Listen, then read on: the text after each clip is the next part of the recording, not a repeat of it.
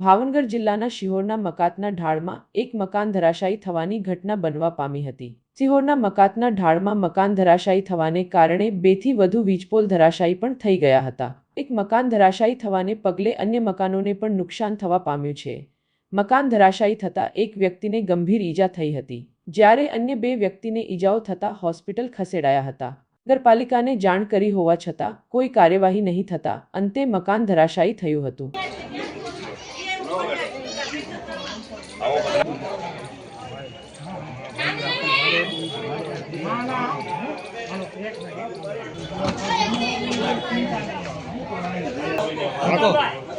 અક્કા ભાઈ ધોબી કરો ને।